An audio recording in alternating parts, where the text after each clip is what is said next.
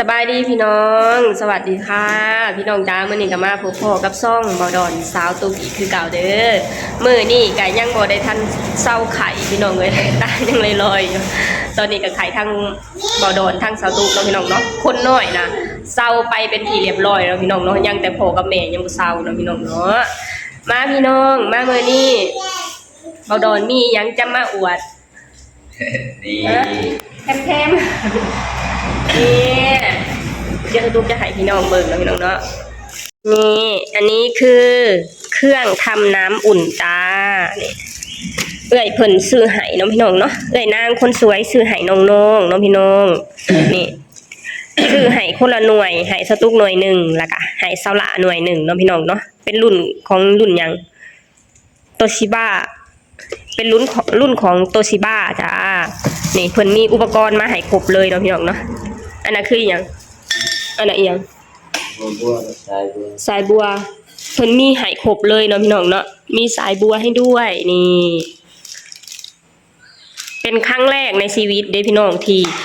ได้เครื่องทำน้ำอุ่นเนาะพี่น้องเนาะแล้วก็ช่วงนี้ก็เป็นช่วงที่อากาศหนาวนำพี่น้องอาบน้ำนี่ก็หนาวพี่น้องเอ้ยแห่งดีเป็นไข่แบบนี้นะแทบสิบ่อยากแตะน้ำเลยน้ำก็เย็นบ่ดอนสิติดตั้งเองบ่ตั้งไว้ปิดไว้แล้วก็เดี๋ยวสิเดินน้ำไว้แล้วก็ให้อ้ายมาเอาไข่เขาให้เพราะว่ามันต้องเดินสายไฟมาเดินสายไฟต้องเดินสายไฟมาใส่เบเกอร์ใส่หยังแน่นี่เดี๋ยวเราติดตั้งไว้เฉยเจาะผนังแล้วก็ติดตั้งไว้เดี๋ยวความสะดวกว่องไวสีขาวเนาะพี่น้องเนาะมีสีขาวกับสีดำน่ะของเงินเอื้อยของสตุกเอาไปแล้วเนาะพี่น้องเนาะเอื้อยนางเอาไปแล้วได้แค่สีขาวของสละกับสีขาวของสตุกกับสีขาวเนาะพี่น้องจ้ายังเฮ็ดยังเฮ็ดได้น้ำคนน้อยมาสอนอีหลาไปเอาส่งมาใส่ไปลูกได้จงหลานแต่จงมาลูกไปยัง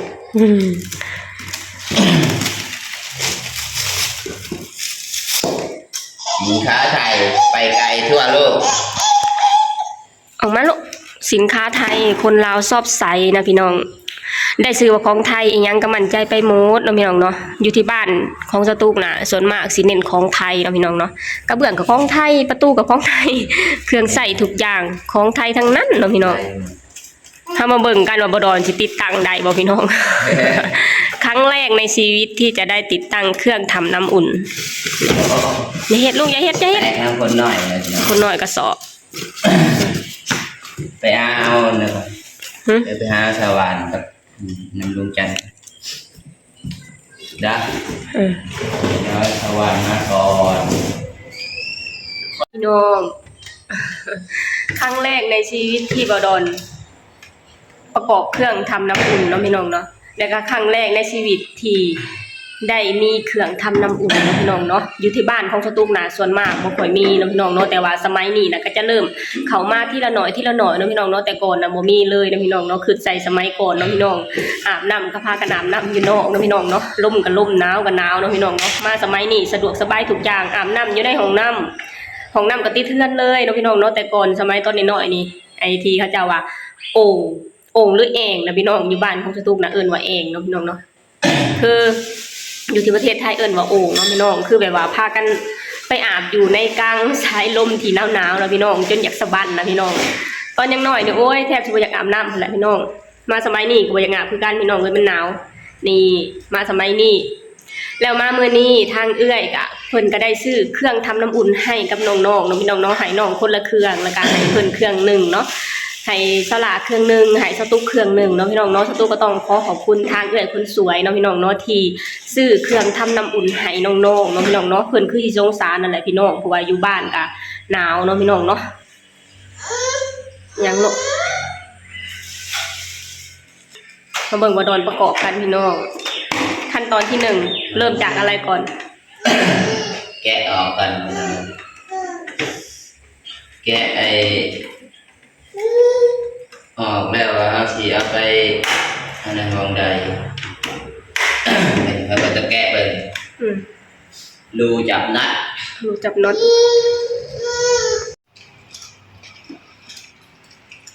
ตอนที่สตุกทำงานอยู่ที่ประเทศไทยเนาะพี่น้องเนาะเฮ็ดเกี่ยวกับพวกนี่ล่ะเกี่ยวกับพวกแต่งสิ้นส่วนสิ้นเศษของอันเครื่องยนต์เนาะพี่น้องเนาะนี่แต่ว่าตอนที่สตุกกันไปน่ะบ่มีเนาะอันนี้เนาะเกี่ยวกับพวกไอ้นี่นะเพราะว่าเป็นโรงงานน้อยๆสีดเกี่ยวกับน่าจะเป็นพวกอะไหล่ทางในนะพี่น้องอะไรทางนอกนี่บ่ค่อยได้สีดเนาะเพราะว่าเครื่องก็เครื่องน้อยเนาะพี่น้องสตูก็เลยบ่มีความรู้เกี่ยวกับเรื่องพวกนี้เนาะพี่น้องเนาะ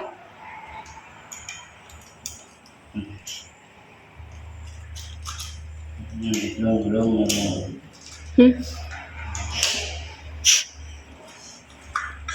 นี่เลยเตะเอาสายบัวอยู่ใช่ซะ คืออาบน้ำที่เห็นขวางคูนี่เสร็จส่งทำไม ติดตั้งแล้ว จำแล้ว เราจะมีน้ำอุ่นอาบแล้วจ้าตัวคนหน่อยเนอะ จ้ากับจ้าตรงนี้บอกว่า อ๋อคือว่าสั้นล่ะ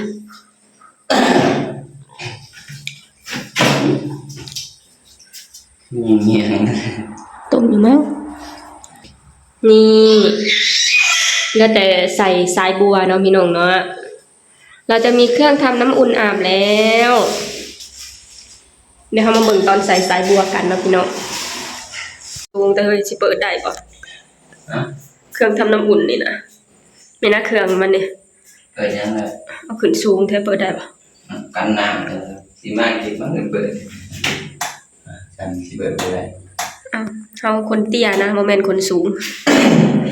ยืดมือจะดู หึ จะยืดมือหรือมันจะจุ่มกันนะ เทิงอยู่ การไปกันนะ เสร็จแล้ว นี่